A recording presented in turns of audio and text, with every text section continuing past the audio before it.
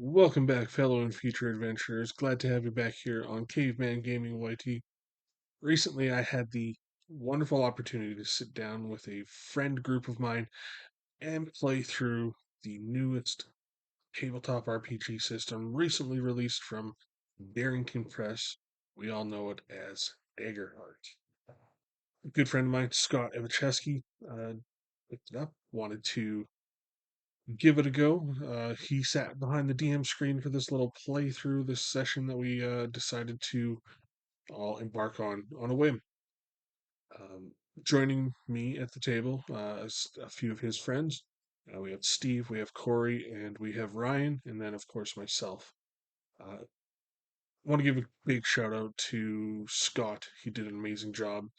He knew about as much of the game system as any of us did sitting down at the table, which is basically nothing. It was brand new to all of us, but he did a pretty good job at some decent storytelling and walking us through some adventure. Did a little bit of player creation, character creation, and overall, it's just a good experience. So let's dive into it, shall we? We're recording. All right. Mhm. Hi, I'm Scott Upchesky. I'm a dungeon master in Saskatoon, and I'm here with members of my home group and the caveman DM known as Eric, and we're gonna try and play a little Daggerheart. We have not read enough to know what we're doing, but we're gonna do it anyway. Everyone, introductions. You are Steve, Corey? Ryan. and Eric is behind the camera. So we've decided. Some of us have decided on some characters here. Steve, what are you going to be playing? So far, what do you know? I don't know much. So far, you've at least settled on a class, which is I'm gonna give Sorcerer a try. okay. Corey, what have you settled on? I'm gonna try Druid. All right. Ryan, you're trying out the, I'll be a rogue today. and our man behind the camera still has to figure his stuff out. So there's your list of character sheets, and you can grab the book. All right. So we have some of us have gotten the characters and chosen a subclass. All right. At any point in your character creation process, feel free to fill out your character's name and pronouns. Every class begins with a unique class feature or several. You don't have to, and those are all on your uh, custom character sheets already, so we don't have to do that. You now have to choose a heritage. Heritage, this aspect of your character includes two elements: their ancestry and their community. So ancestry would be the equivalent of race by my gauge of everything, and we've got this stack of cards here. So Put that one back. That's probably. you're a fun girl. Yep. You're a fun girl. I can be. Okay. For the right price. Have a look through there, Steve. See what resonates with you, or just choose at random would be another option, I would assume, which would be kind of neat. And then, Ryan, you can start with the community deck, I suppose, and choose that. I did. I'm good. Excellent. So What is you this? need one of these. That's like your community you're from, I think. Oh. The character's community is influenced by its physical location, values, and goals. It informs the culture the character grew up in and might play a part in the way they look, act, or approach each situation. Yeah, Halton? No. No. An elf druid. Wow. It's plastic. Yeah. Did you guys already And pick highborn. I picked it random as well. You get to be the. So you get to be the stereotype today. Yes, I You do. get to be the straight man today. Yeah. Where are these going next? I think it's Steve's turn. Did you get your foundation card there, Eric? I don't believe so. What did you settle on for a class? Guardian. Guardian? Yeah. Orange one. You got the stalwart or you got the vengeance? What would you like? Stolen.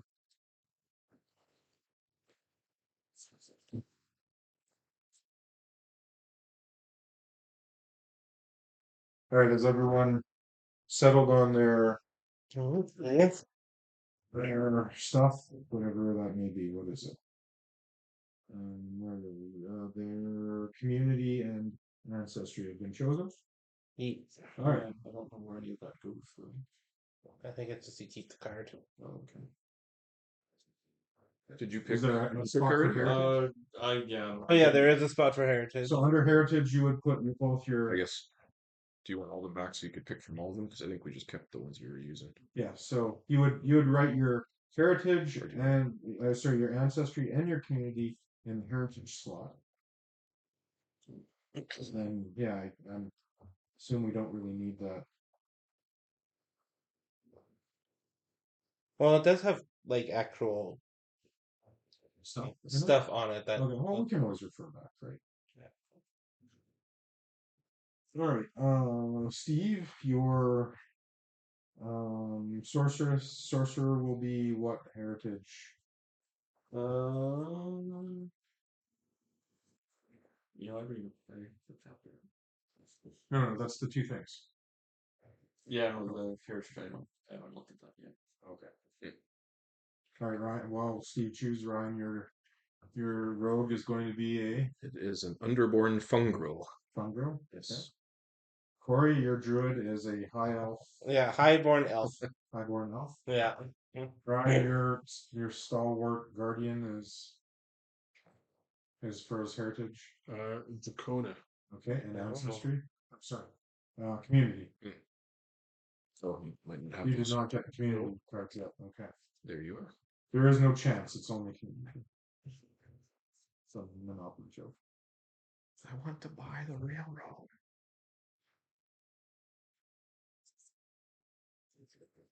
It's probably Dwarf. You haven't spent 5 years playing one of those yet. come on, be a dwarf cleric. Let's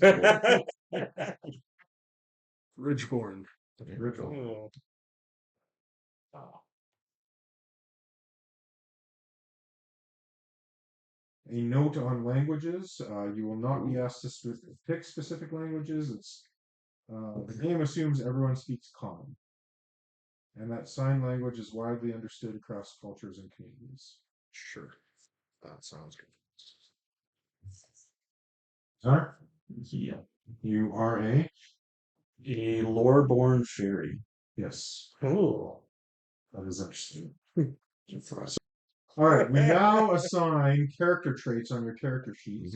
These values reflect your natural or trained ability in each of the core 6 stats: agility, strength, finesse, instinct, presence, and knowledge. Each trait lists verbs such as sprint, leap, and maneuver. Do they say that on your character sheet as well? They sure do.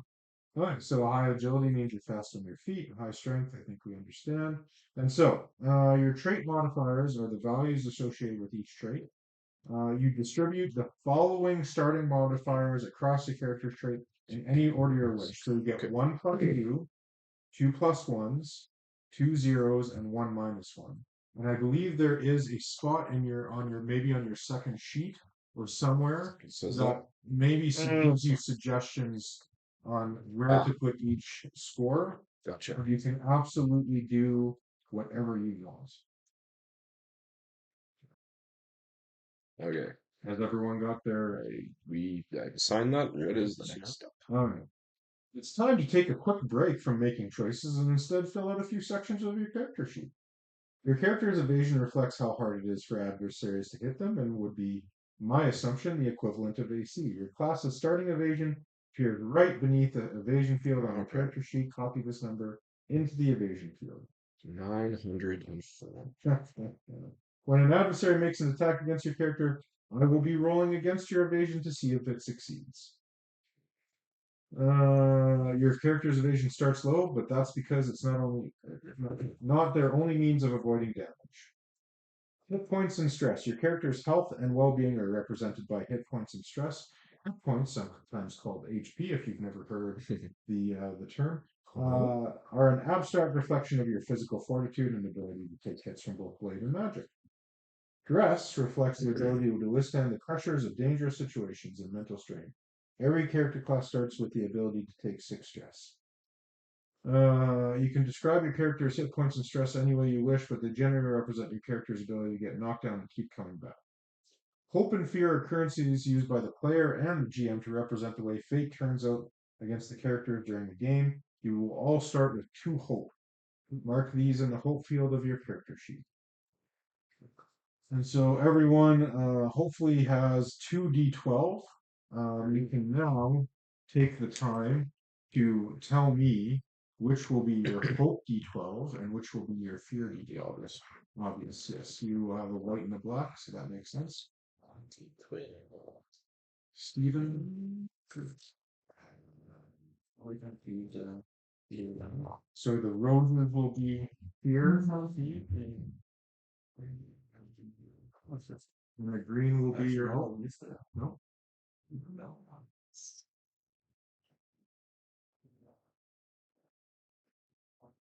Excellent. So that's your hope is the dark one, and the rose is your fear one. Corey? That's my hope. Then Sparkly purple, sparkly purple and the fear. and your metal is your fear. Yeah. Okay. And Eric? It is D12, you said, right? D12, please, sir.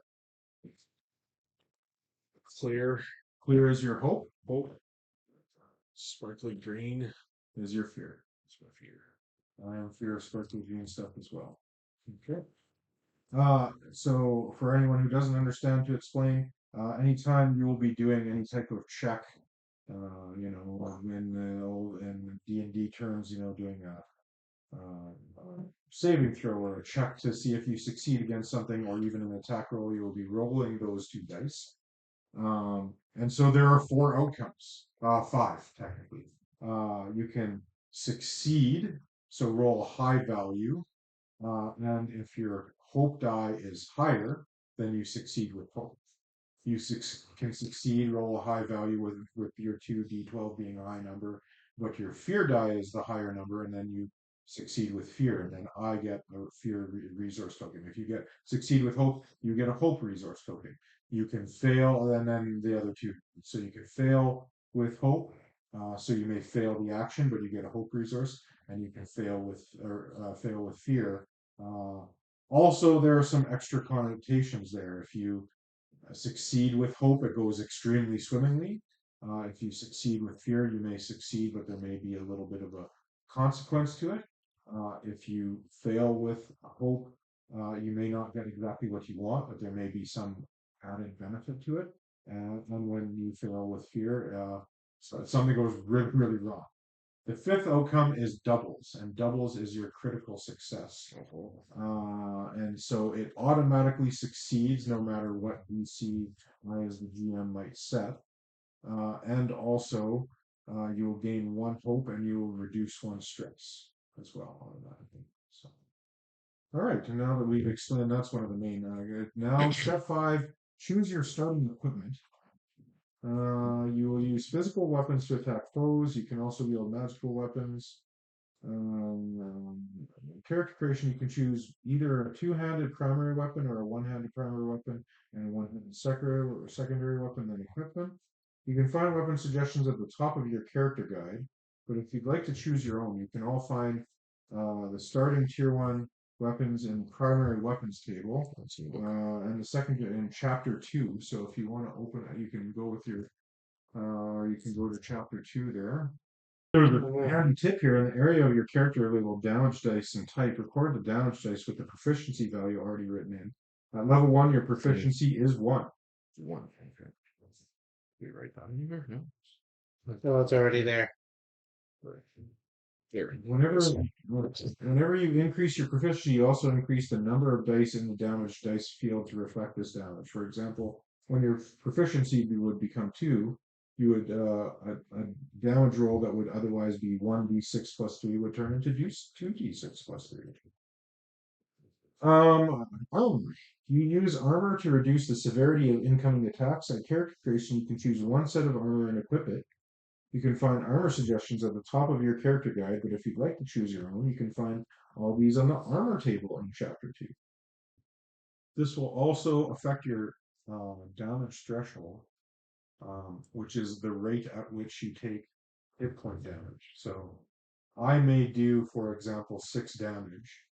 But you have damage thresholds that I have to meet. So if your damage threshold for moderate or severe, can someone hand me the spare character sheets? Do that for now. There are we. Oh, that's good. So, yeah. So Um, so yeah, you're gonna put that into these slots right here, and if I have to beat these things to do 1, 2, and 3 hit points, which is why the hit points Always out though. are so low. So I may do 6 damage, but But I'm not most of it, doing most of it one doesn't hit point. actually hit.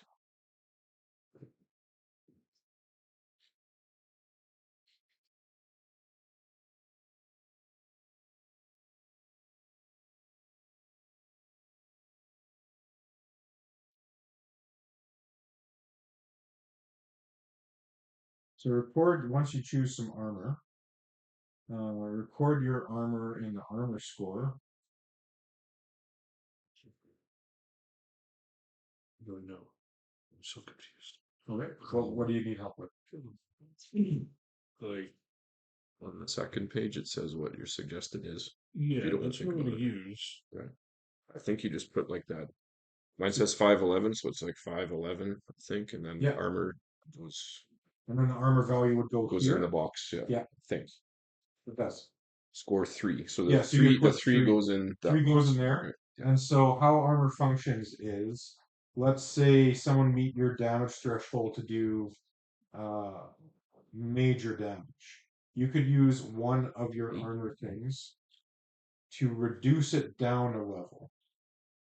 And so then if you use, and so your armor gets replenished after a long rest. So let's say you had 3 armor, you would mark down that you've used one by coloring in one of these shields. Okay. And then you could reduce your damage down 1 level. And so you might only take 1 hit point worth of damage as opposed to 2. So the stuff I'm putting up there is the same thing under the active armor there where it says base thresholds and base score. Yes. Okay. Yes. Got it. So, and for the weapons, if it says it does 1d8 plus 1, we have proficiency, so we write down 1d8 plus 2. Is that how that is? I'm not 100% sure. Level 1 improve. This means you'll roll 1 damage die for no. The proficiency determines how many damage die you're rolling. It does not Okay, get added it doesn't in. add. Yeah. Okay.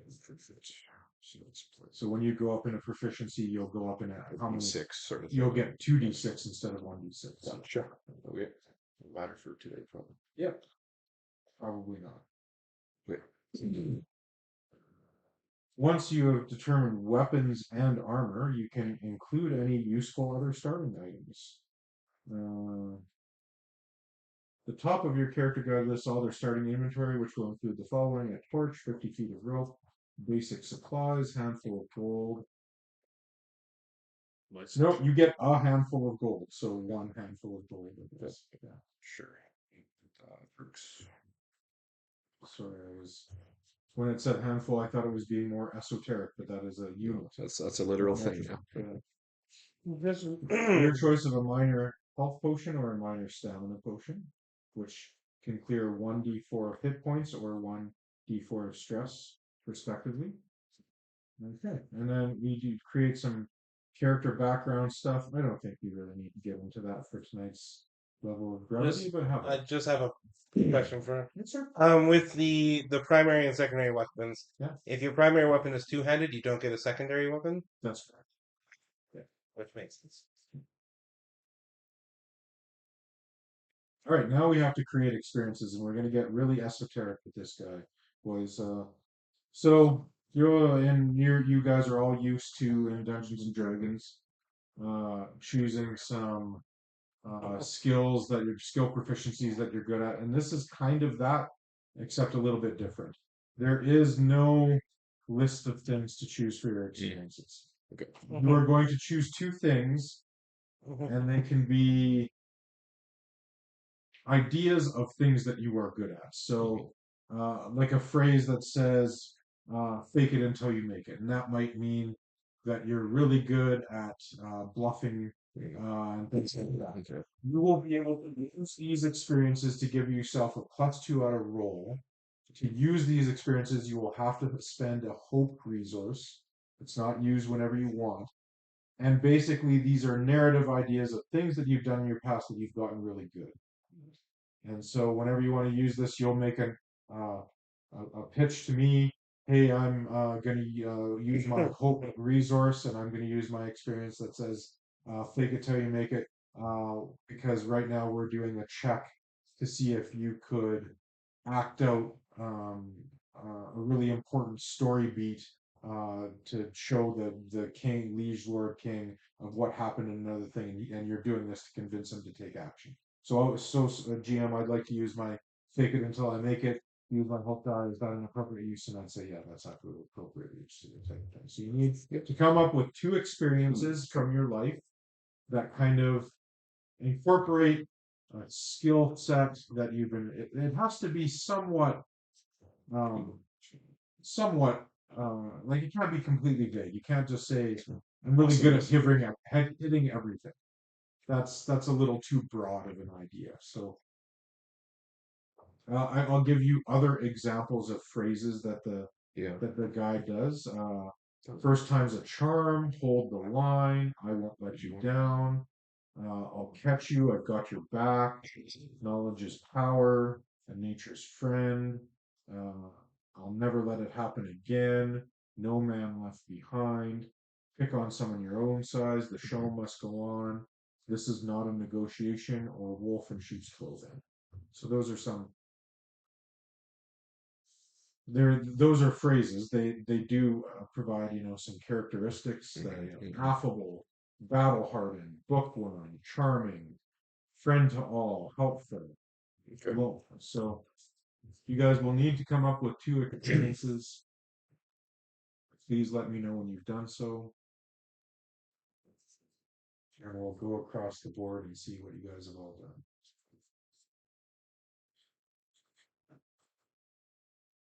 Again, a very different attitude towards this than in D&D, where you've got some very defined. Just to give you guys a little bit of a hand, I'll give you a slight overview of kind of what you guys are going to be getting into. You guys are all going to be a group of traveling merchants heading towards the village of Puck in the Sablewood Forest, looking to pawn some of your wares. Do you have some ideas for experiences? Just the one right now. Okay. Which I like that knowledge is power. That was an example one. Yeah. Corey, Ooh, still looking at it? yeah, still looking at it. Ryan, you're going to be ahead of the game. What do you got? So we're gonna go with Mr. Cellophane, if you ever saw Chicago. Yep. Okay. Because you can look right through me. Okay. Never know I'm there. Well, And yoink. York, I like it. Rick, do you have some experiences? Yep, I went with this is not a negotiation Okay. and survivalist. Survivalist, then, okay.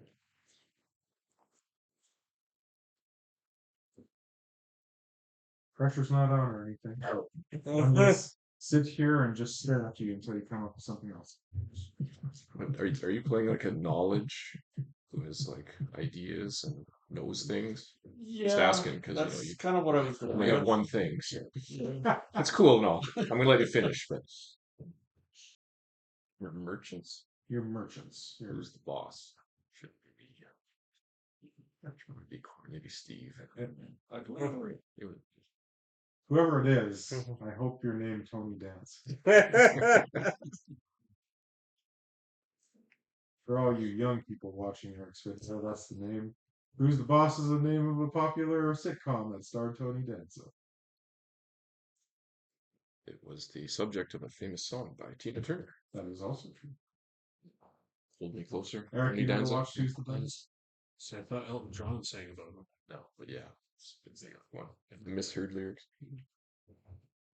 You got some idea there, Steve? Did you choose your second one? Yeah. What do you got? Like, Snake oil salesman. I like it. Right. I'm just. Yeah, you're the boss. Wow. Goodness, I'm trying to think with Alvin High one. And you're also a merchant. Yeah. Keep in mind, these experiences are things that help you, not define you Yeah. necessarily, right? Yeah. Stoic is. How do you say it in fun phrase, right? Mhm. Damn. Come on. Yeah. Yeah. Solid guy. Yeah. Yeah. Yeah. Just throwing stuff out. No. It helps Is it helpful? helps the There you go. creative juices flow. You could have Mhm. expert climber, eagle eye. Yeah. Animal magnetism. Yeah. Yeah, that's pretty good. Yeah. Exotic pet enthusiast. What's the tiger? Yeah. Nature's ordered chaos. That's the one. That's how I want to. Next step. Okay, we've all got our experiences. Now we must choose our domain cards. Domains are the core of building blocks of Daggerheart's classes. The following domains are included in this book: Arcana, Blade, Bone, Codex, Grace, Midnight, Sage, Splendor, and Valor. Each domain has a domain deck, a deck of cards containing abilities and spells. Each class in Daggerheart is formed by combining two of these domains. For example, warriors are combined blade and bone, and druid comprises arcana and sage. To start, look at all the level 1 cards from your class's two domains and choose two cards, returning the rest to the respective decks. You can take one from each domain or two from a single domain, whichever you prefer. These cards grant you special spells and abilities. You'll choose another card each time you level up. Does anybody else have the butterfly thing or the circle with something under it? Which ones you got? So the butterfly is Grace. So yeah, I got Oh, here, yeah this one. we're gonna share these though, I guess. Yeah. What do you got? I've got Sage and Arcana. Valor and Blade. Valor and Blade. Which ones? Valor Oh, is the orange one, Okay. and Blade is the axe. What's that? Okay, sorry, you said you had He has the These- purple lightning bolts purple light. and the green this Triskelion, maybe There is you what go. I might call that. Yep. Yeah. I know what you mean. I got you. So just the first level.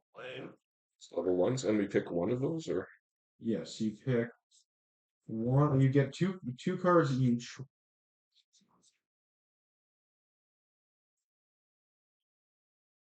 one from each thing. You can pick one from. Oh, you can. You Okay. can pick two. Out of those. Yeah. It specifies Which one? Which one did you take? It should specify the a level. ring It does not. Okay. Probably like that. I'm just wondering, I see it. because Just in case. I don't think there's numbers on these cards that I'm not sure what these numbers mean. Yeah, that's an excellent question. Okay. Is there any way of determining a card's level, anyone? I think 3, let's say 1. Yeah, it would be. That's the level, not so much it costs or something. I'm guessing. I assume that's the We're only picking level 1. You're only picking level 1 because you guys are all. That makes sense. Yeah. Okay. It's cool. But we'll do something different. Because you're a rogue, aren't you? Yeah. Yeah, those other ones seem pretty. Yeah, that's more like more of it. It's weird to get that. That's funny.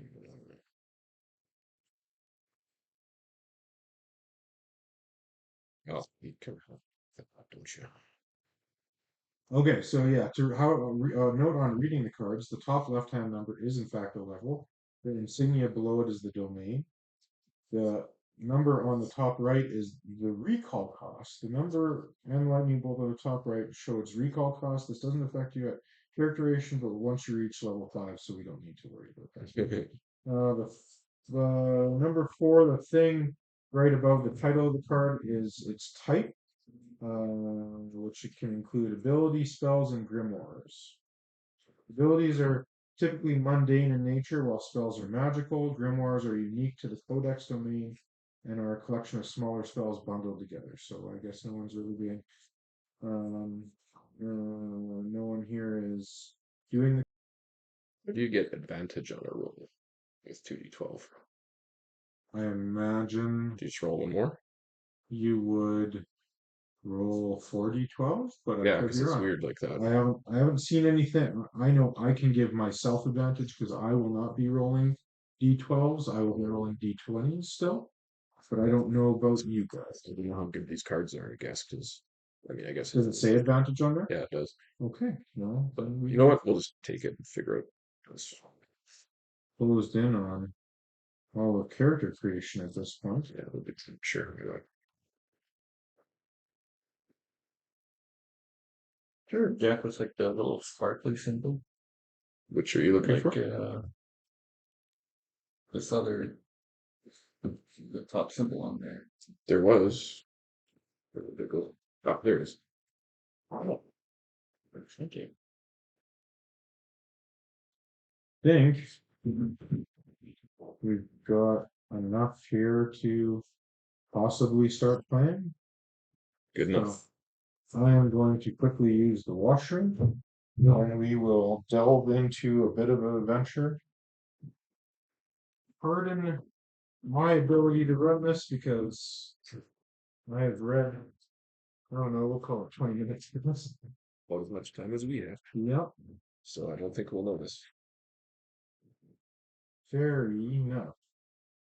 Would you like to name yourself Enough and then you could be the fairy Enough? No. No.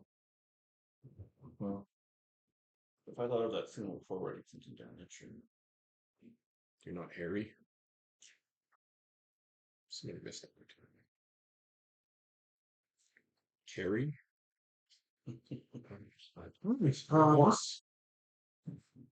you are a troop of merchants. You all have some seeds. We exist. We're living in the Sablewood, a sprawling forest of colossal trees. Some say are even older than the Forgotten Gods. It's a place renowned for two things: its sunken pathways that provide the trade routes for many traveling merchants, and its unique hybrid animals. Even now, from within the carriage, you can hear strange sounds, the low calls of lark moths, the croak of lemur toads, the skittering of a family of fox bats in the underbrush. One of you is driving the carriage. Which one is it?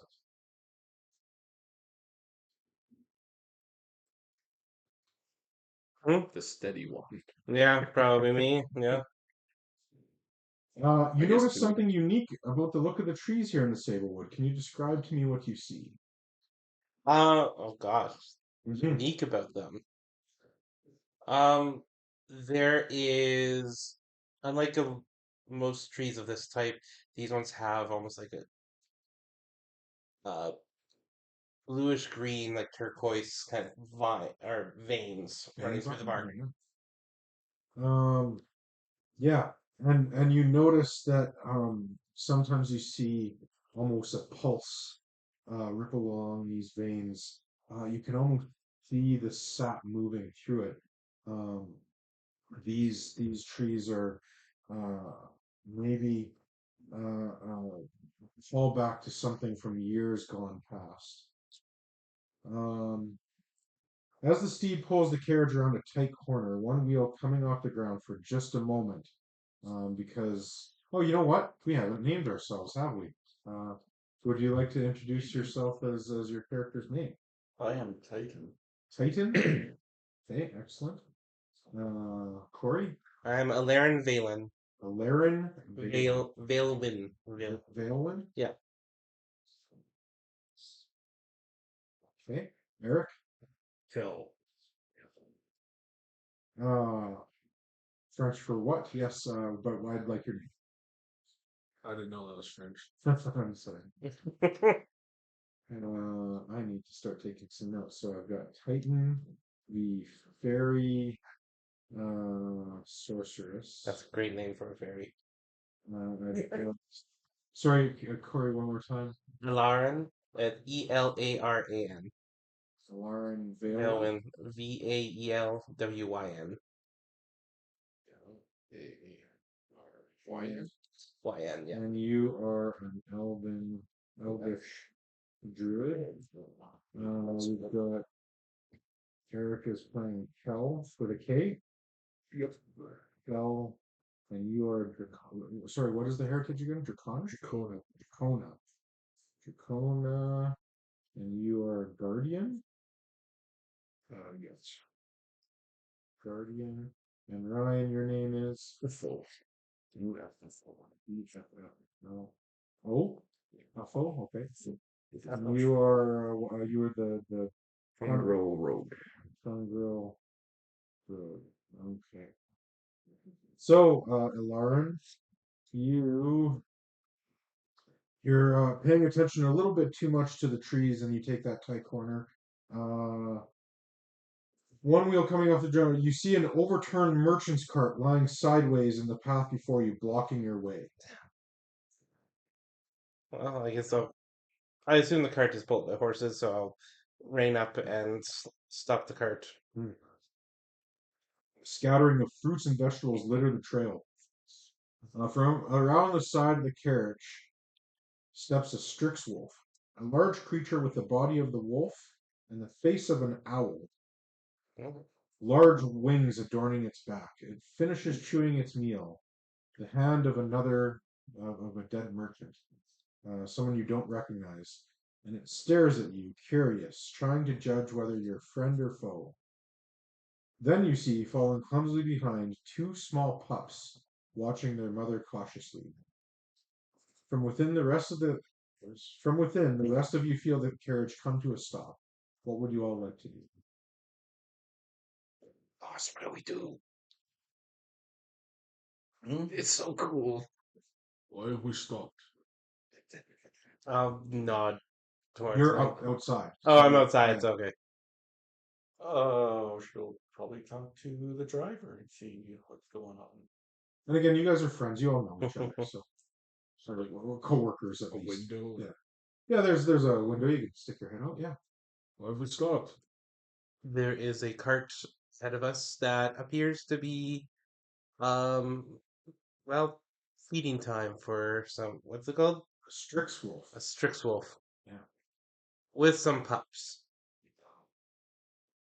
I want to see it. Just no sudden movements. I'll kind of shift over.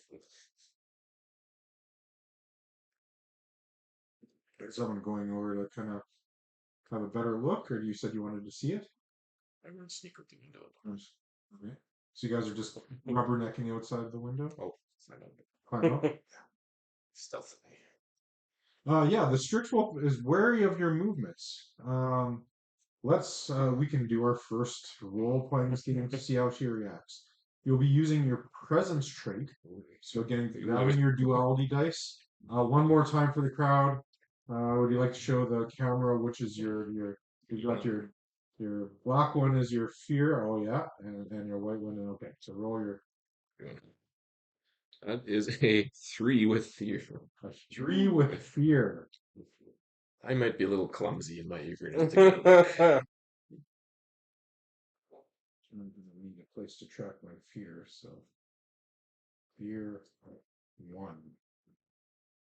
This goes horribly for you, Fungrel, as you try to climb out stealthily from the cart, and you're able to get out of the window and then jump onto the roof of the cart, but you overshoot it and then flip over the other side, tumble next to a knot of one of these sablewood things, which you kind of Sonic the Hedgehog roll through that, and it puts you plop right in front of the Strix wolf. The mother begins to poot and howl as if calling to other Strix wolf among the trees.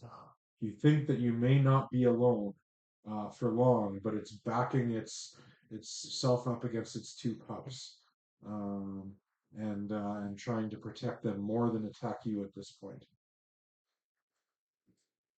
Okay, well, I didn't really want to be that close, so. Oh, this thing is so cool, but I better go. Okay, give me one more roll, and again you will be using Presents? yeah, presence, I'd say. Or no, presents here. Sure. That's a 13 with fear.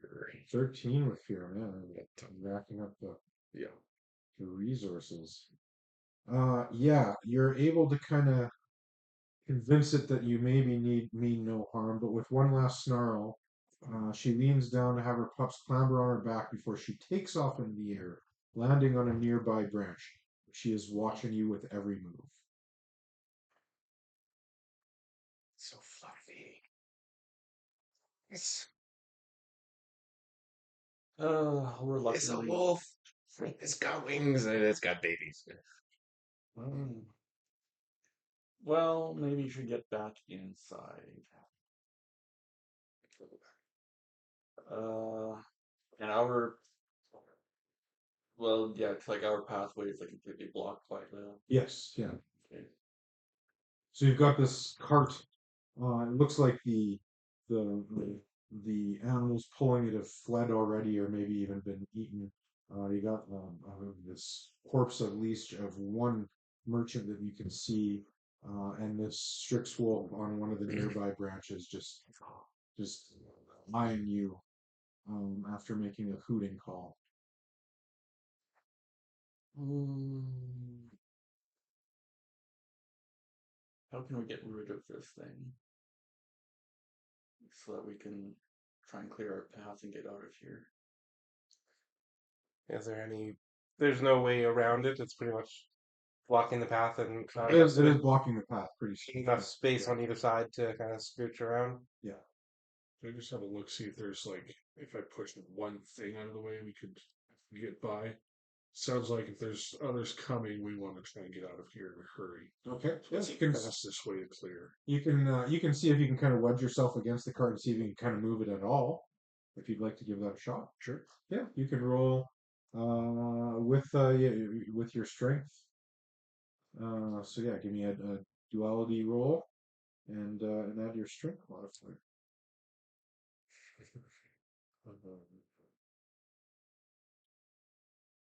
That's a hope 13. Hope 13. So you can add a hope resource to your. You should have right here, or you should already have two of those diamonds shaded in, and you can add a third one. Sweet. And so, why don't we take a break here, real quick, to discuss how you guys can use hope.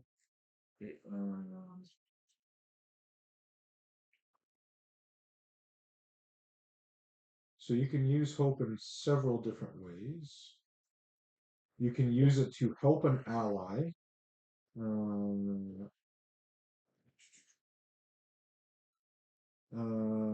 You can use it to apply one of your life experiences to one of your own roles. And you can use it to empower spells and some abilities as well. And those will be on your cards when it says. Okay. So I could spend a hope to give him help with moving Yes. the cart. Yes. Yeah, I'll do that. Okay. And I believe that would add a +2.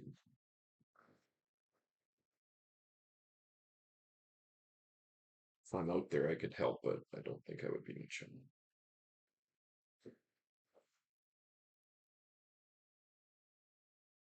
You can also, okay.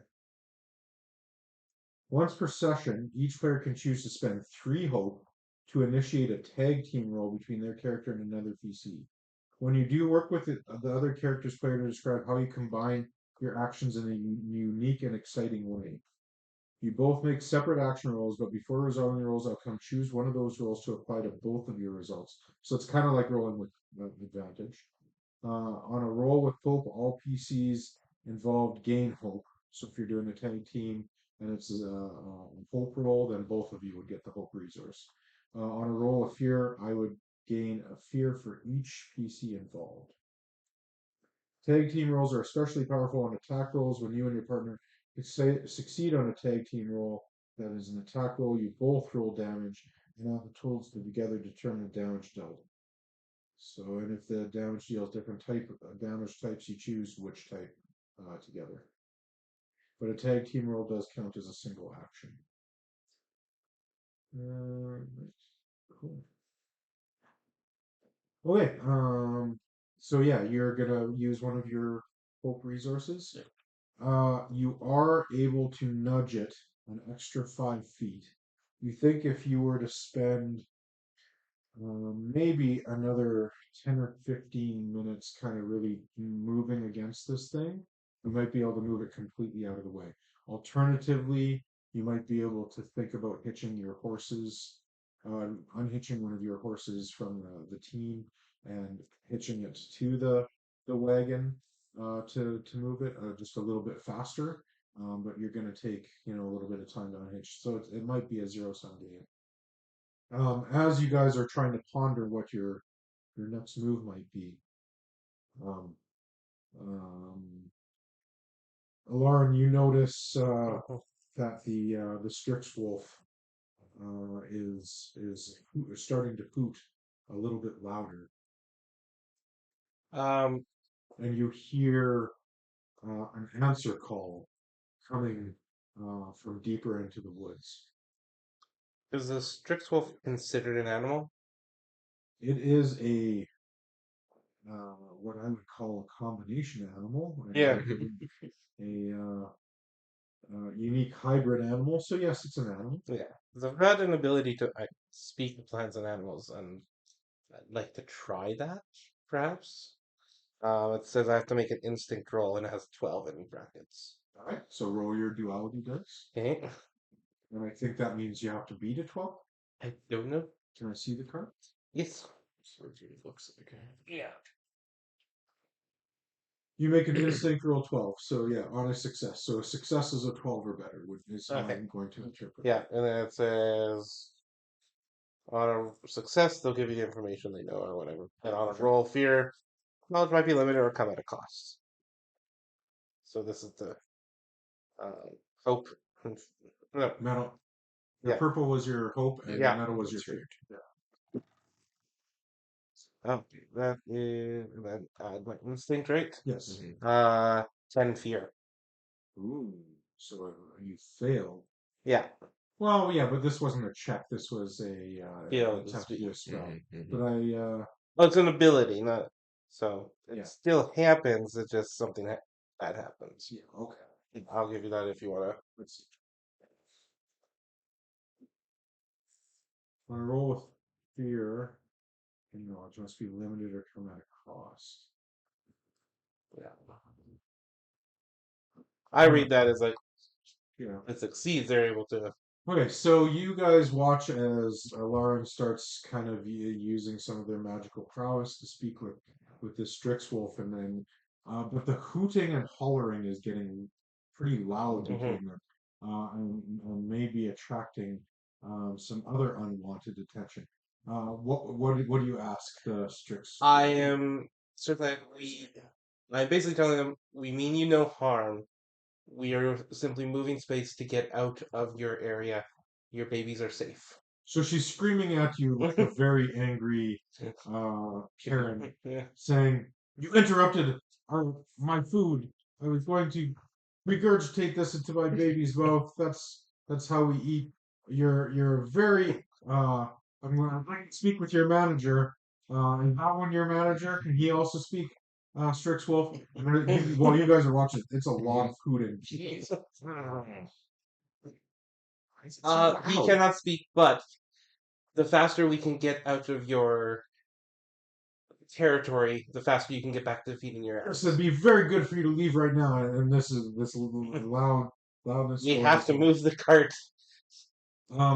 Unfortunately, as this loud interaction is going on between your druid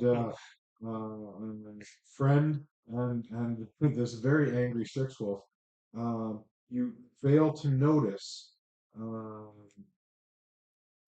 a group of people coming to ambush you. Having the upper hand, 3 Thistle Wolf ambushers rush at you. Because of this ambush feature, they get to make an attack immediately. This only happens when they enter the scene, so it won't be every time. But right now, they're slashing at you with their daggers, and they are protected by armor made of polished stones. So we don't really have a map. We're going to be using Theater of the Mind on this one.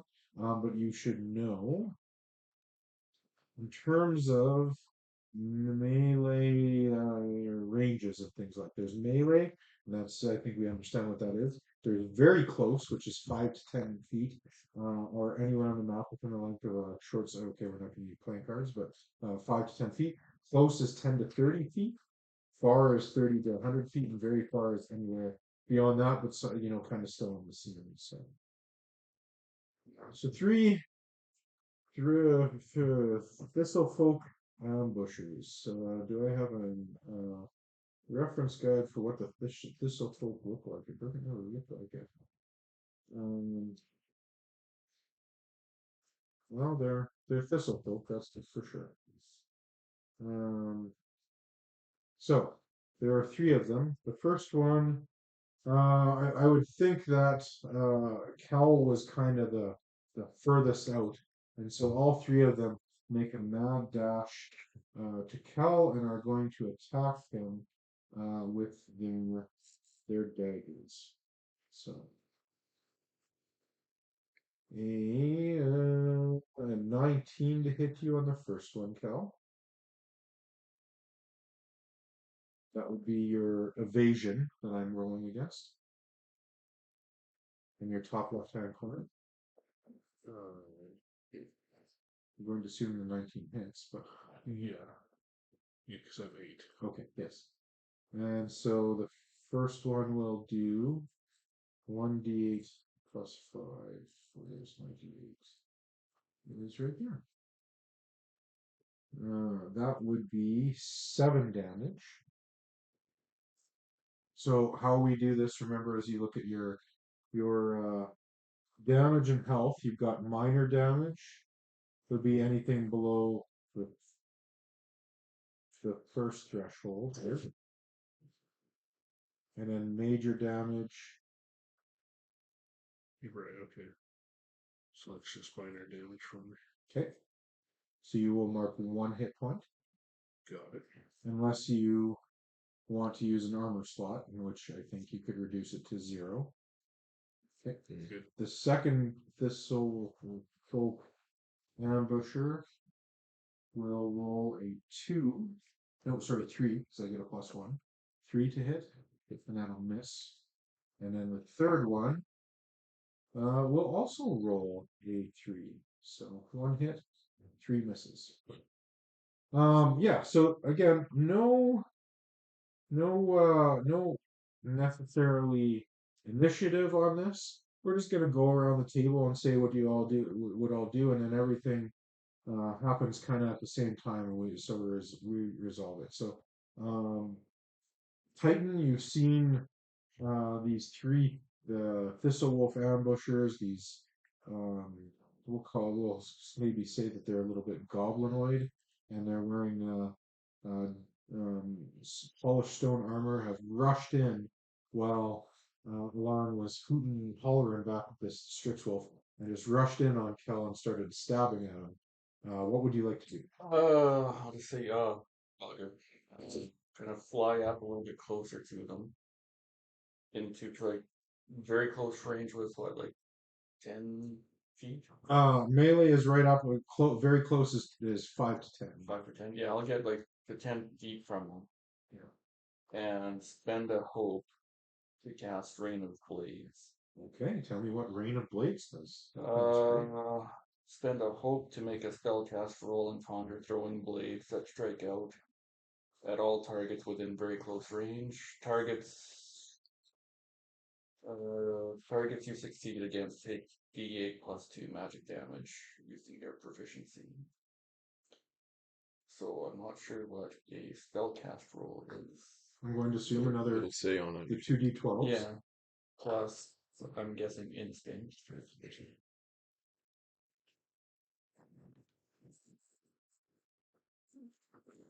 So I take the higher one, right?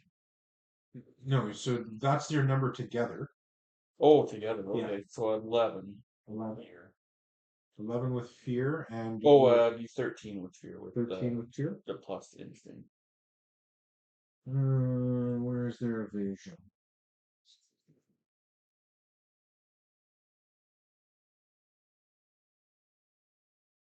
I'm going to assume that's the difficulty number. So 13 hits, yeah. Sorry, you have to do that for all. You got all three. They were all around Kel, so you're doing this to all three of them? Yeah. Okay. So do for the second guy? Oh, okay.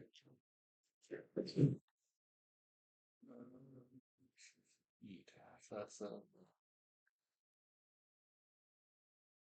21 with hope. Okay, you get a hope. And that is a hit. And a 16 with fear. Okay, I got a fear.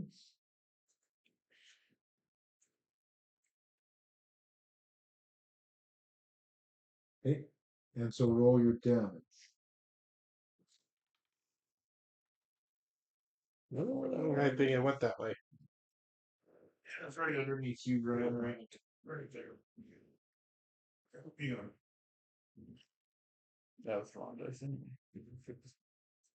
Wow. Thanks for that. Um,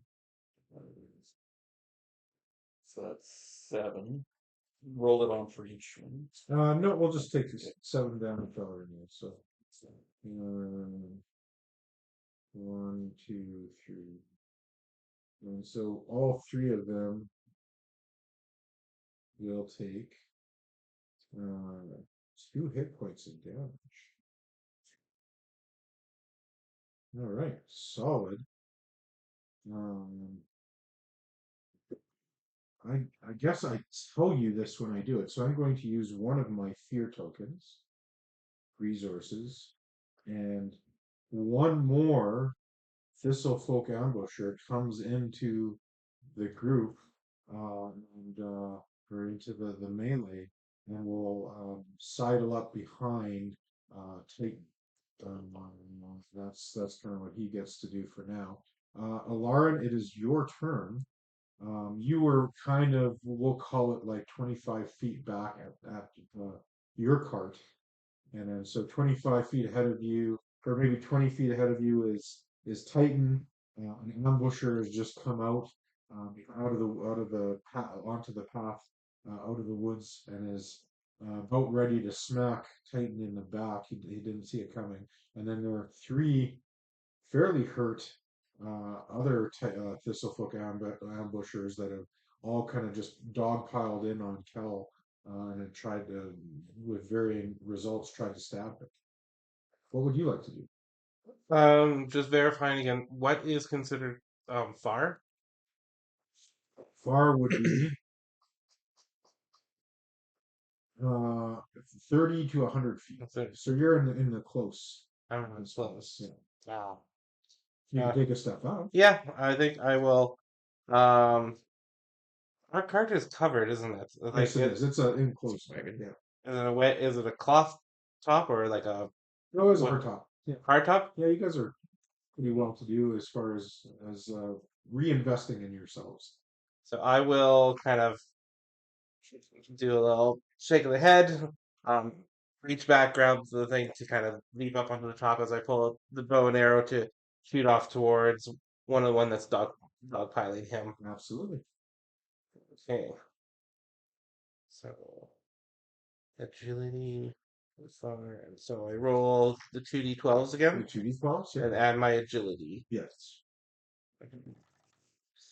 That is an 8.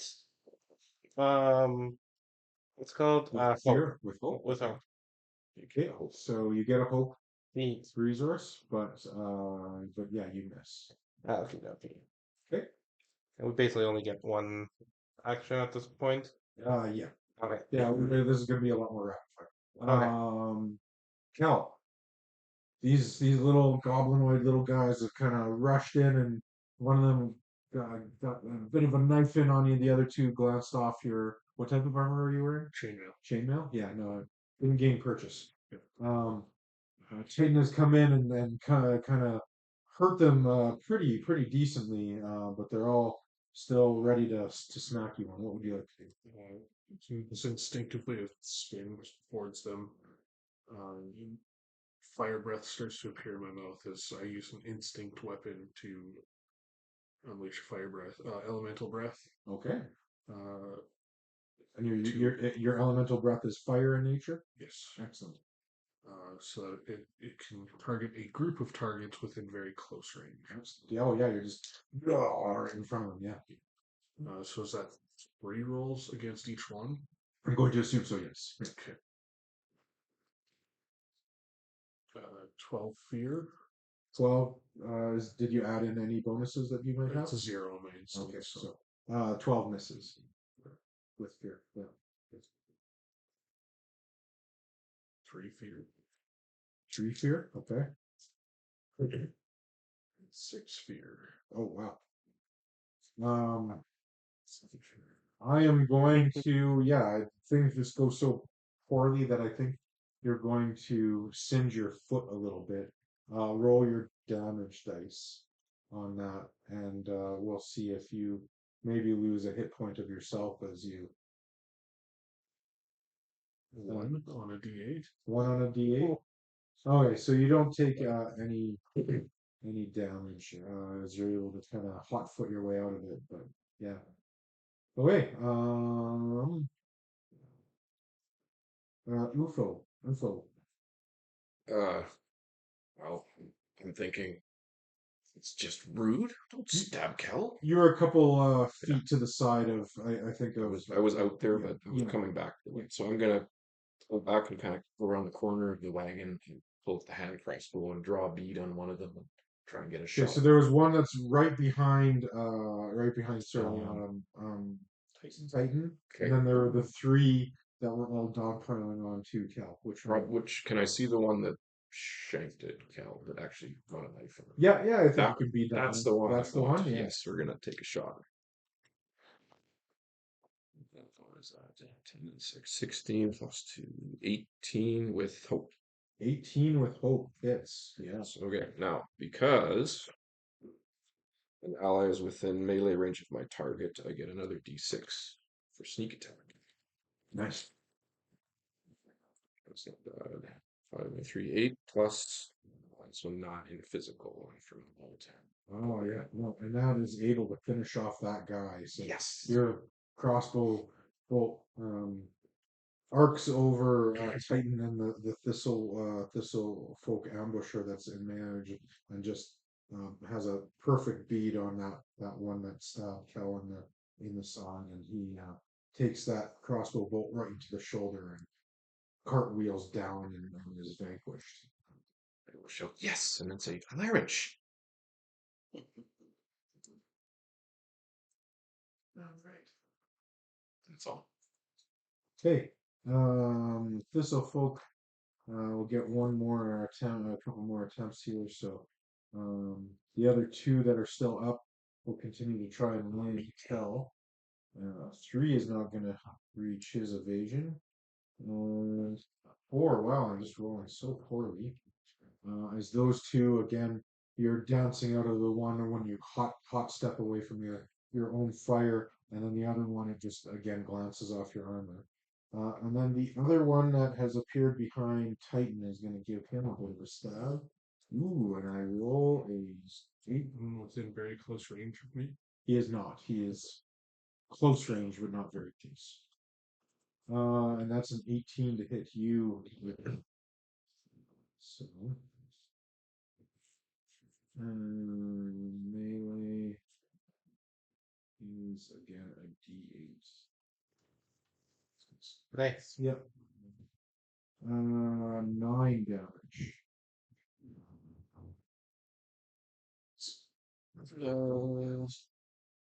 Yeah, that would fall on my major damage. So you can use a armor slot to reduce it. Yeah, it would still be in the major damage. What? Because my it would still be 6. It's like Yeah. Yeah. No. So when you use an armor slot, yeah. it doesn't reduce it by 1. It reduces it down. One category. One category. Oh, So instead of taking Yeah. 3, you take 2. Is that? So if you're so if you're in okay. the I thought it severe, was just like subtracted from. Like, no. So if okay. you use an armor slot, if you're in severe, Drops it. it drops down to major. If you're in the major and you use an armor slot, it drops down to minor. If you're in the minor, What does then the you do 3 nothing. mean? That's how many times you can use it, I think. Oh, okay. Yeah, so the 3 is how many armor slots you have. Yeah. And you Ah, can You can repair spend it. whenever you take. We can talk about Yeah. short and long rest ever, but you get to do a couple of actions during long rest to replenish hit points, fix your armor, stuff like that. Oh, okay. I'll use up a slot of that. Yeah, it's a good idea. You can only do one. You can't take it all the way from 3 hit points to You 0. can't use multiple armor One. slots. You can only use one armor slot. Yeah.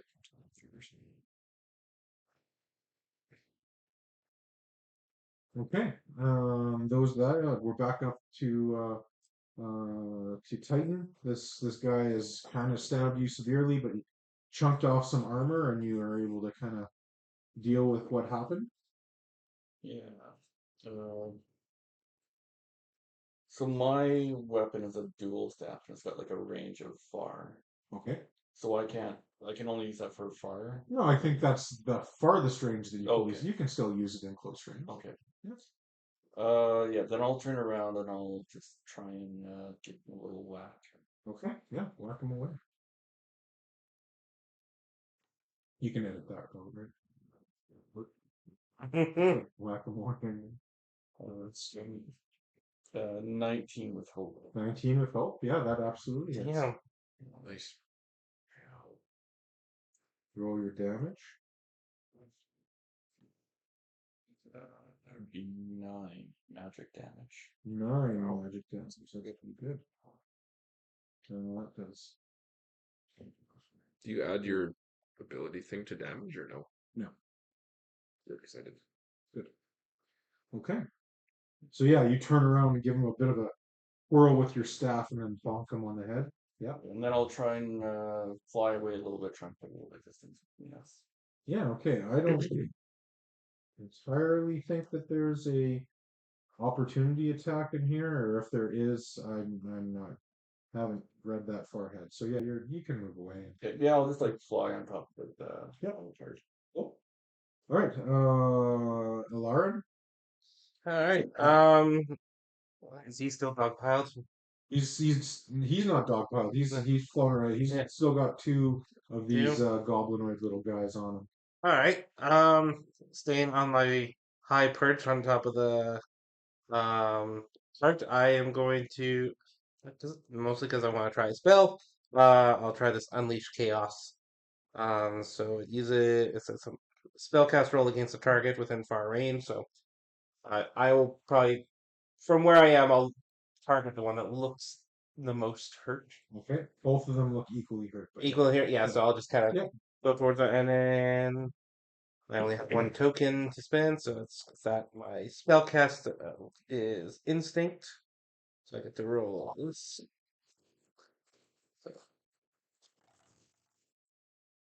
I'm rolling like crap.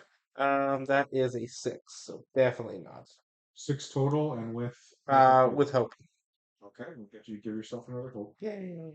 But yeah, your spell misses. Yeah. Okay.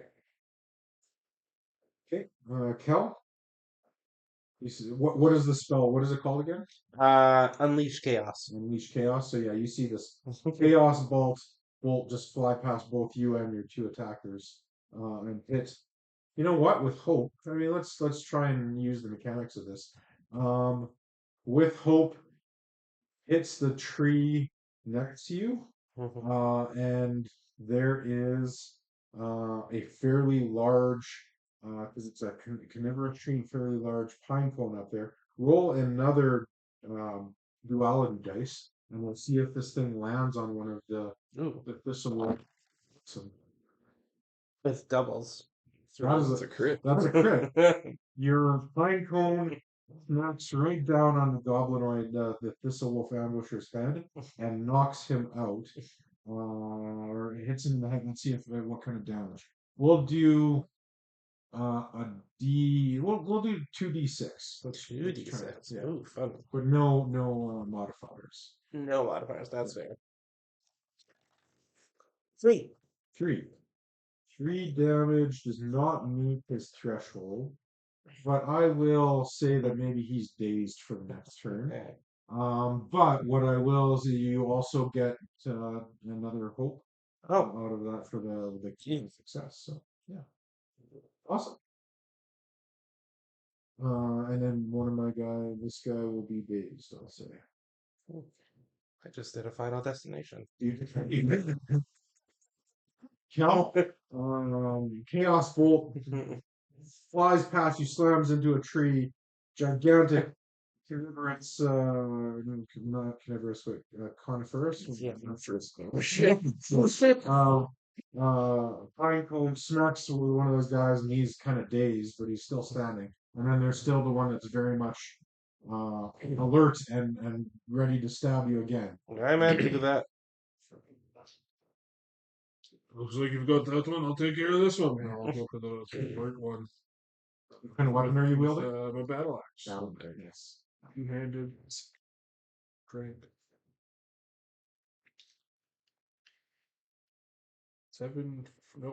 9 fear. 9 fear. Yeah, no, you miss him entirely, and just about lodge your battle axe into a nearby thicket of bushes, but you're able to kind of pull it free. But I get here. I'm very curious how you got a 19 on any. Right? I don't understand. Are you adding them up? Are you adding both dice? No. Ah, That is your Yeah. problem. Okay, so But I'll reiterate. Connor has not been adding them together. I didn't the first time. So this is like rolling a d20, except you're rolling a d24. oh, great. You add both dice together, so you get a number out of 24, but then your number is either with hope or with fear, Whichever one is higher. whichever is higher. Ah. So it's not whichever one is higher is your roll. Uh, Both together like you're rolling a d20. nah, yeah, I haven't been having. Okay, so That would have been 10. Then. 10 Just one more. with fear. With fear. And that's for any attack roll. Yes. Or for any roll with them. Any It's duality roll dice, you roll both of them, you add them together, and then you say whichever dice was. I was wondering what the heck kind of modifier you had. Yeah, I was wondering why you guys have been rolling so poorly. Berries are like- bullshit. Since you're getting anything is 14. How's Yeah, And now it's worse. Okay. I did that the first 2 times. Yeah, oh well. I would have changed stuff on that fire. Reroll your First time. battle axe, even if it was your battle axe attack. Because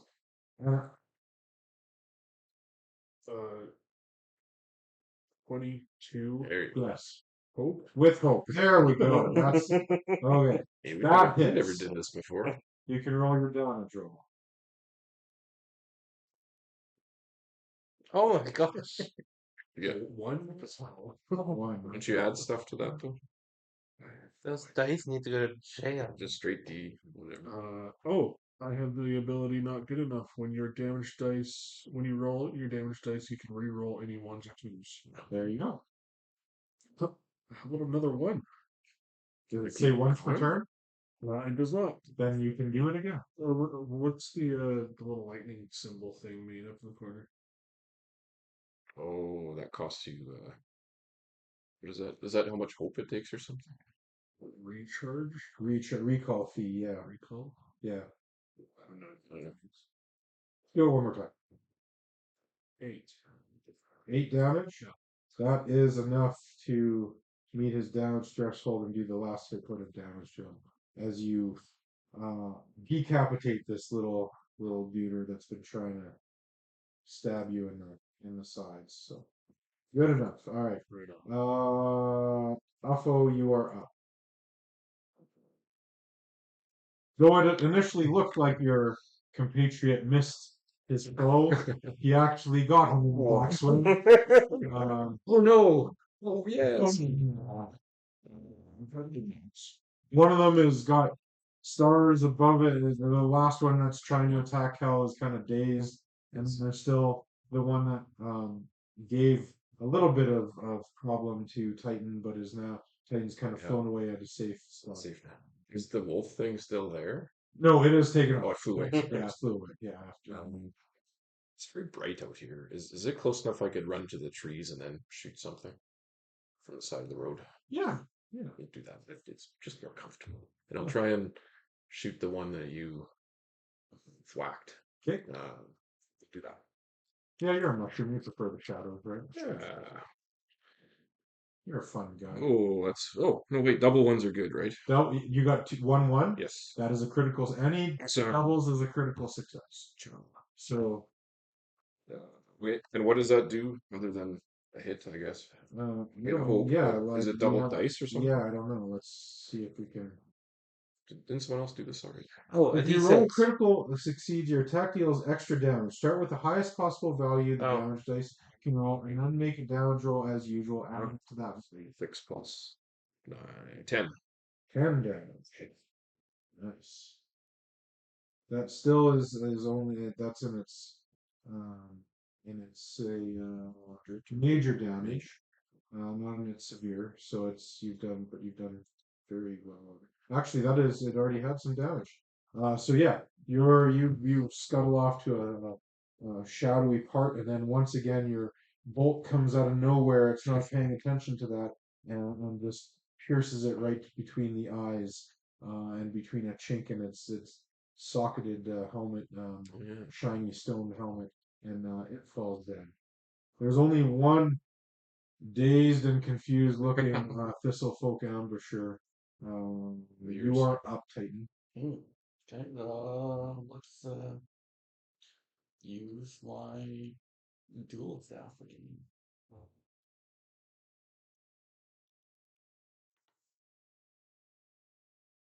19 with hope.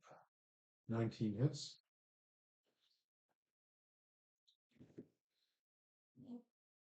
That would be 4 magic damage. 4 is not enough. So if it's before the first time, it still takes 1 hit point of damage. Yes. So yeah, that is enough to finish it off as your magic staff kills it. Blasts it in the face. It has no means of avoiding that attack, as it's not really lucid, and it falls to the ground dead. Excellent. Yeah. So all of these little goblinoid guys have been vanquished, and you've made the area kind of safe. There's a little bit of oddly serene quietness and no hooting from whatever Strix wolves might have been nearby. I think they've been scared off by the attack. You still have this cart in your way.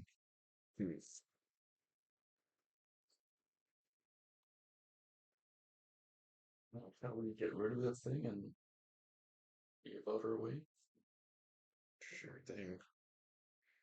I went to pick up some of the fruit that fell. Oh yeah. Give it to Kel and say, sorry you got stabbed. I found a mango. Oh, Must thank you. there's bananas. And you want to move the cart? With my -1 strength, I'll go start pushing on it. It does not move at all. Well, I know I'm not trying. Are you the same? Yeah. Okay. Are you helping? Is everyone helping push? Did you put -1 strength too? Oh yes, awesome. We are that team. Okay. I got +2. There you go. Cal, are you going to give it another shot there? Yeah. Okay, roll your duality dice again. And again, adding them together this time. 9 fear. 9 with fear. Yep. Okay. I'll use my luckbinger ability and spend 3 hope to let him roll that again. Okay. Okay.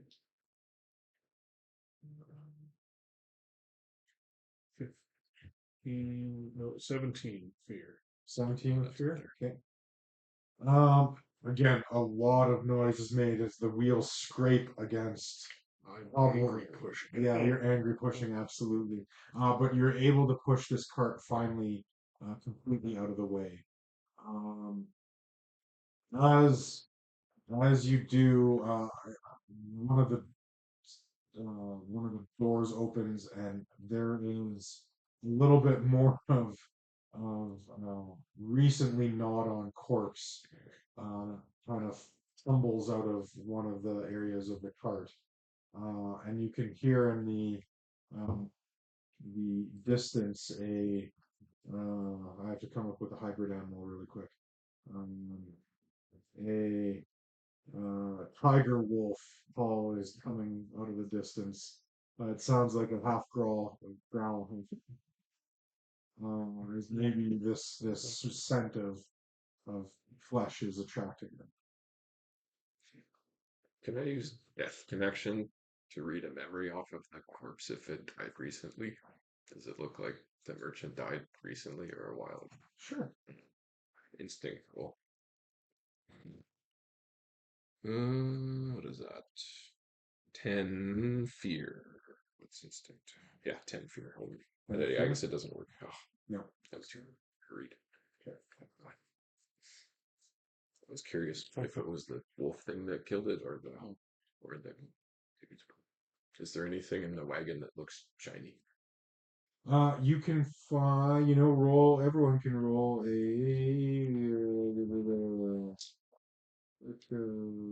perceive instinct. Instinct. Add them Perception, together. that's good. Add them Okay. together. That's 9s. Nice. You're able to find 4 handfuls of gold that you can distribute. Each one of you could get a handful of gold. Yeah. If you're being I would give it to the boss. okay. So Boss, are you including distributing them equally? Oh yeah, contributed all. Because he is a magnanimous and good boss. I mean, you guys did kind of help protect me, so Okay. All right. You hear that there's some stuff coming in the distance. So maybe Let's get a move on. Weird. Yep. all right. The path leads further into the forest until you spot a large stone pillar carved top to bottom in ancient dwarven symbols. This denotes one corner of the peaceful village of Hush. When you pass beyond the stone marker, you feel a small sensation like the pop of a bubble. Then the sounds of friendly chatter become louder. Through the trees of the sable, though the trees of the sablewood are unchanged here, there is a distinctive, safe, and comforting air. A few smiling faces turn to you as your carriage rolls in, waving or casting a warm greeting towards the party. There is a lively music drifting from your direction from the tavern at the center of town. You know that you need to find the Whitefire Arcanist to deliver your package from the king, and then you may set up your wares in the town. What would you like to do? I still have this mango that we gave to me. Just been kind of tossing it up in my hand the whole way. You've been driving for a little, so it's starting to get a little bit on the softer side, yeah. Also, for like a child nearby, offer it to him and say, "Where's this place I'm looking for?" It is Fidget, a young child who will not stop wiggling. It's clear that they earn their name. They are often busy scurrying up and down the trees in town, lighting their lanterns, hanging from branches. They know the fastest way through the village. But Fidget is constantly asking you what life is like outside of the village of Hush. Says, yeah, I can take you to the Arcanist. So do you guys fight monsters when you're out there? Show my stab wound. You get that from a monster? What kind of monster was it? Goblin-ish kind. Did it have a skull? Did you want to bash it with the skull all the time? I did. Yeah. Do you have the skull right now? Can I have your skull? It's your chest. Hey, humans work their stuff out. They don't go to therapy. They work their stuff out through game stuff. We all, people at the table, 3 people at the table have heard the story of Lucas. You played with Lucas. Meet Lucas. Sorry, Lucas, if you're out there. Yeah. Oh, geez. Um, can I, maybe like see one of your guys' weapons while you guys are in town? Can I? What's that staff do? Does it shoot stuff? Oh, your crossbow looks really. Yeah, you could have it, Jake. You should shoot it. Okay, like this. Yeah. No, wait. I don't think that looks right. Oh, okay, like this. I think that's better. Yeah. Oh, that's a good shot. And you hear a bit of a crashing thing. Well, I think I think um the Whitefire Arcanist might be near the Clover Tavern. Do you want to head over there? I can show you where it is. It's right over there. I think so. Is that where we're going? Us. I think so. Well, it would suck if we broke their window. Let's go. The Clover Tavern is a sight to behold, with 6 curving stories climbing the trunk of an ancient tree. This is part of the community, always crowded with music and good-natured conversation. Newcomers to the bar must take off their shoes and hang them over a line that stretches across the bar's ground floor. Inevitably, by the time they leave, their shoes will be shined and filled with small trinkets. As you enter, what would you like to do? I don't have any shoes. I'll look around for a pair of shoes. You don't have shoes? A kindly old woman, a dwarven woman, notices this and says, "Oh, don't worry, honey, I can help you." And you can see her. She quickly returns with just a couple of pieces of leather that we might cover like the tops of your feet to keep them warm. And then she kind of takes these 2 pieces of leather and then puts them kind of near your thing, and then starts embroidering like lace like things on them. Says they'll be ready by the time you leave, hon. That's so cool. Thank you. Yeah. Do you want a mango? Oh, thank you. Puts it down and gets back to work. She's very intent on making sure that you have. No, not awesome. Do you rest of you hang your shoes on Yep. the line as per the custom? You see no less than 2 other elderly dwarven women just like looking at you. Have you ever seen? You've seen the the Last Jedi, the one where Rey goes to the island with Luke Skywalker. Yeah. And then when Chewie is sitting at the campfire with the porgs, and he's looks like he's about to eat. These 2 dwarven elderly ladies are just looking at you like that, like you're doing something. They really wish you would reconsider. Just give him a toothy smile with my draconic face and no. They're disappointed, but I think they've understood that no means no in this particular case. Yeah, you guys can kind of explore the different levels of this tavern. Tell me what you see. In your own, what are some of the smells that permeate the air, and what local customs you. I'll come to you last because I know this isn't Ryan. What's some of the foods that are being cooked in the Silver Tavern? This is very against my style of DM. I already have this stuff figured out, and I don't like asking players for this stuff, so it's a little out of my comfort range. So there is a bar. Also in kind of the center, there's a big fire pit with a bunch of skewers of kind of different grilled nuts. Like Saboroso type Yeah, stuff. yeah. Except it's kind of a big communal one, so it's pretty cool. I want to go over there and try and pick some bits and not burn myself on this thing. Like, oh, what is that? Oh, that looks good. I'm not questioning. Do fun girls eat meat? I'm sure. Okay. We'll say they do. Yeah, that's good. Yeah. Okay. What kind of drinks do you see around the tavern, Cal? It's a small assortment, maybe like 2 different types of wine and 1 keg of ale. Not much selection. Is it? What does it taste like? As you're offered a big tankard of one of these ales. How do you describe it? Actually, quite refreshing. A little bit floral on the nose, and Maybe hints of grapefruit. Mm, Like, is it a rattler or no? no, that would not be good. She's like, I don't drink, A so little skunky on the tail end. We'll okay. taste the hops. Okay. What kind of entertainment? There's music and whatnot, but describe it to me. in the corner there, it's mostly string minstrels. There's a little bit of percussion, but the percussion is basically one person with a single drum, just kind of keeping time with the main lute player. Okay.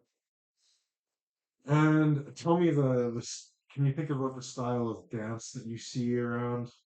Or you could give me the style of dance, or maybe what you see as far as decorum and decoration around the inn. Um, I'm just kind of seeing just kind of like an old timey like wooden, nothing fancy. are there pictures on the wall? Few pictures of just like the landscape and whether it's like real land from around made up it's Architecture and stuff. Yeah. Cool. Um, Ooh, okay.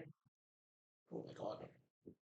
so as you get to the second floor of this inn, or someone is on the second floor is able to kind of point you in the right direction. She says, "The Arcanist is quite busy, but you've traveled so far. I'm sure she'll be more than hospitable.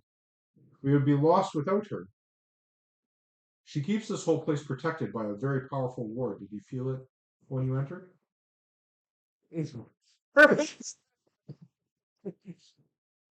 Yeah. Yeah, popping or something. Yeah.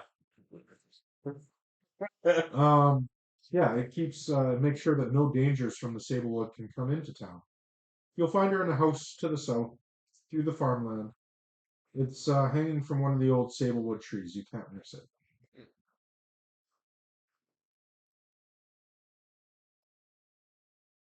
Okay. That was. Chili. The meat is a little tough. Yeah. Well, I mean, might as well have a drink and hold my food here first, and then go out and try and find her. So yeah, you're as merchants here, your tab of your initial arrival is kind of covered. You guys are able to join in these skewers of meats. They come alongside a nice leafy green salad and some dish of noodles. Uh, um, also, a type of fruit that you've never seen before. It looks like it has been baked into bread, and then that bread has been made into bread pudding, and is absolutely delicious. It's almost tropical in nature, and it's just warm, served with some caramel sauce, and it's just a really good arrival. But yeah, you guys are all again. Your tab initial is covered for your arrival. So Is Kelly eating his fruit bread? I never understood why people like to put fruit in bread. Have you actually tried it? It sounds strange. Try it. Disney World, it's amazing. As soon as Kel's not looking, I want to steal it. You take his fruit bread. Sure. Yeah, he don't care. He notices, Yeah. but doesn't stop you. It's that kind of deal. Yeah. But everyone, you still feel good that you might have got away with it. He doesn't have to eat his fruit bread. Everyone is feeling happy with the interaction. All right, you guys head out towards the south of town through the farmland, making your way past the homes of the village. Then through the farmlands of Hush, you see a variety of crops that have begun to cultivate. A thin layer of glowing blue moss over the top of fruits and vegetables. They pulse softly like a heartbeat as you pass. Among the thriving groves, you notice that the sablewood trees in this area have hundreds of unique faces carved into its all sides, the eyes peering in every direction. One tree taller than the rest bears the Arcanist's home, Like an overripe fruit, it hangs from a braid of rope, as wide around as a giant's forearm, tied to a massive branch, counterweighted by a cabin-sized boulder lying at the base of the tree. The stone is marked with a collection of symbols, and the cabin's windows flash with soft yellow-green light. What would you like to do? You have the package. I thought you had the package. Oh. Wait, I have it. Excellent. Could we just knock? I think so. I mean, that's the polite thing to do in a situation such as this. There is no way to knock at the door of Is this. there a ladder? No. There's no ladder. Yeah, it's hanging from. So you've got three Yeah. branch rope supporting this large house, and then counterweight with a large boulder on the ground. You could fly up and do stuff. Yeah, I guess I could do that. I'll go fly up. Don't forget the package. I'll come back and bring it back. Thank you. You're the best. So you go up to the door and you kind of knock on it. Do you stay up there or do you fly back down? Oh, yeah. Okay. You hear a little bit of jerking motions and it begins to make the house sway a little bit. And then a 7-foot mix of a humanoid and a firefly. The Arcanist is a fairy, a large fairy that moves in combination of both very slow and very suddenly jerky motions. Opens the door. Though her expressions are difficult to read, her emotions are very clear in her voice. She is old but spry, and she eyes you mischievously. Are you the one that Emerus sent from the capital? Yeah, I'll just told him that. Oh my, you're rather late, aren't you? Come in. Yeah, we ran into a little bit of trouble. Um, she says, "Get down to the ground. I'll lower the house." I'll fly down. She lowers her home and invites you inside. As you enter, you'll notice the treehouse is surprisingly spacious. The main room is a crowd of potion bottles, spell books, runes, plants, and small creatures of all kinds. But no one could classify this place as messy. It's clear that if anyone moved a single item, even an inch, she would notice and take umbrage on her extremely thought out placement of every single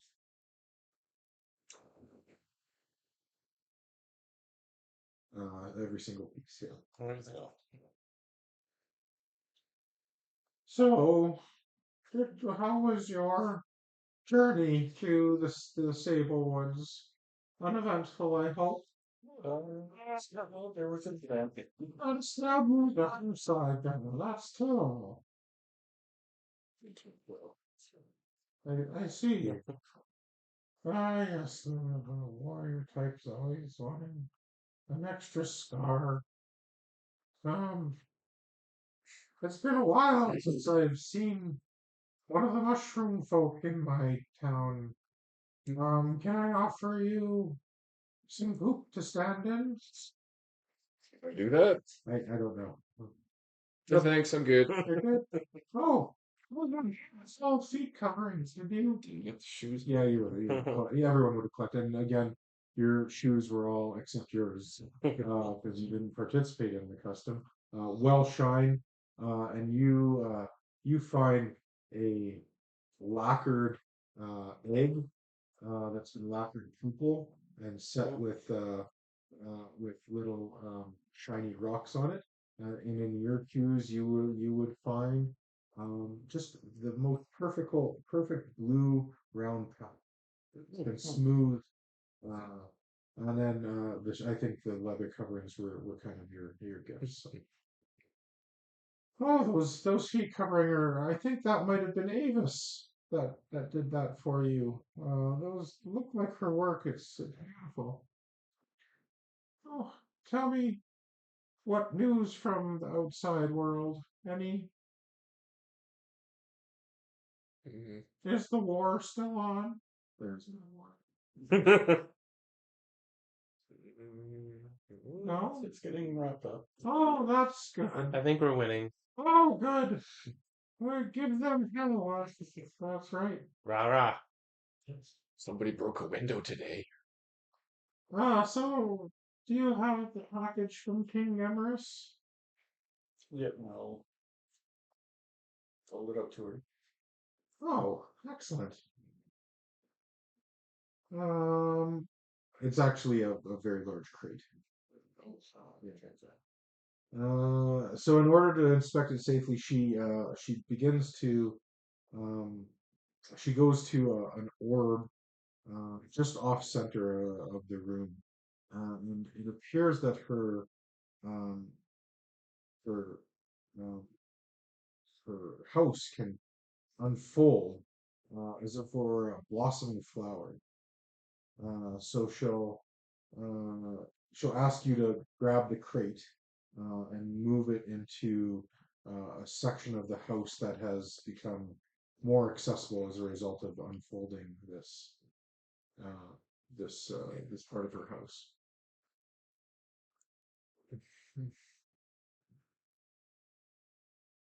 So she's asking you to move the crate, please. Yeah. Do you need some help? Yeah. Or the Oh yeah. Okay, she's able to, once the crate is properly inside, furl re-enclose her house. Things just appear just a tiny bit bigger as she does so. It looks like she's made a little bit more room in her well-organized thing. Inside, she opens the crate, grabbing a small stick for leverage and cracking it open. Inside King Emerus's package lies a massive stone with a lion's face carved into it. Lauren, you recognize this as the keystone of the capital city's main gate archway. Hmm. The Arcanist nods sagely as soon as she sees it, saying, "Oh, of course the king would keep this delivery secret. If anyone knew the city was no longer warded, you would be conquered before sunrise." With this ominous warning, she starts to unfurl the tree humps yet again. We have to travel to the open vale to revitalize the ward. But such an effort of magic will attract dangerous creatures from the darkest reaches of the Sablewood. I'm going to need your help. That's what we're here for. Unless anyone has any objections. It's very dangerous for an old lady to go. You're going to have to protect me while I perform the rite of revitalizing this ward, okay? You're gonna be able to That's get all the we have. stars. Wonderful. When do we leave? Cool. Right, I think that's a good place to stop. Because it's getting late. Before we stop, because Eric is doing this for the YouTubes, let's just go do a quick round the table. How was your first encounter with Daggerheart, Steve? It was interesting. I definitely give it another go. It was pretty fun. Corey? Once I figured out that you add the dice together. Actually, I never even got to roll that during the actual fight.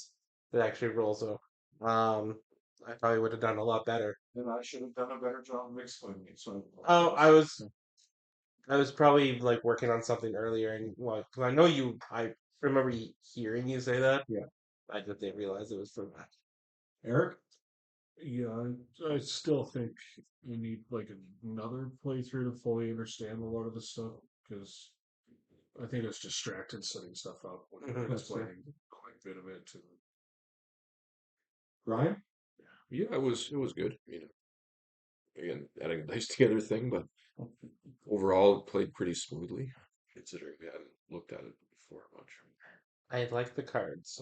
Yeah, I like It's handy. that as an. It's very handy. Absolutely. Well, I think I need to obviously read up more about, certain just how certain things interact. Mm. Again, I as a DM, as a GM, I like having an idea of the people that you're going to encounter, the places that you're going to be in. So asking you guys is out of my.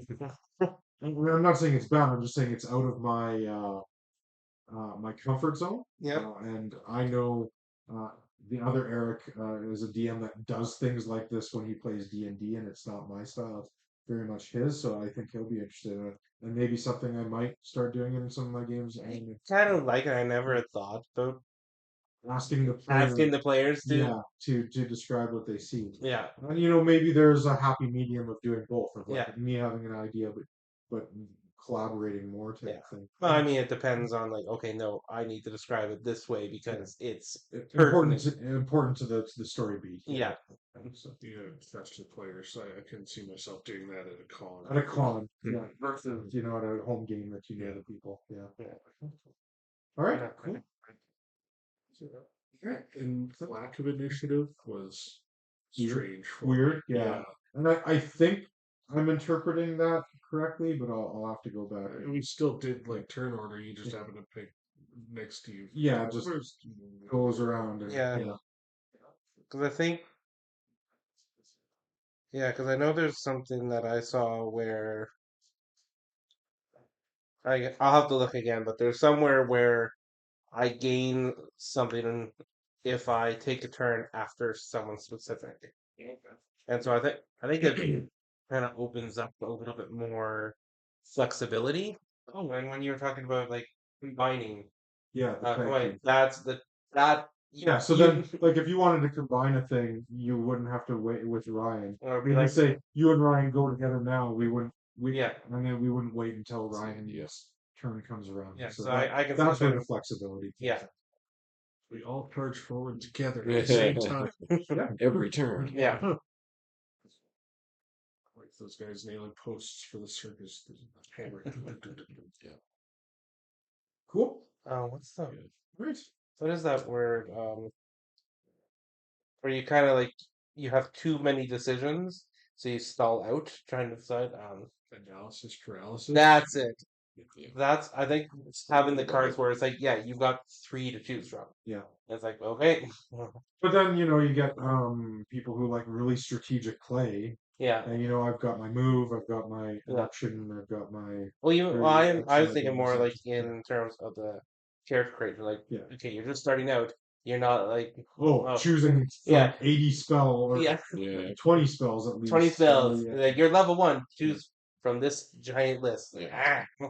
Yeah. I mean, yeah, certainly when I did character creation with Sarah, and it was her first experience playing, it took a while to guide her through all that stuff. Whereas this is like, here's your 6 cards to choose 2. Yeah. Yeah, I like having like the hope resource that kind of like fuels, so much. Yeah. And so you kind of like really balance that out and kind of like replenishes that on the fly. Cool. And then just on the opposite end, having so little choice, I think at the start it'll probably like expand as you go higher levels. It's makes it harder to have a variety of different characters. Or he's going to be playing a druid. He's literally there's 2 paths with very little options. So the characters start to look very similar at the start. Yeah. I think you got the in terms of ancestries though. ability. Yeah. You got 2 things to pick that could be Yeah. very different, I guess. But there's some that are probably better for that class than others. Mhm. So yeah, fair. It's no different than what other use. The branches of the decision tree are limited, so A bad thing. no, certainly not a bad thing.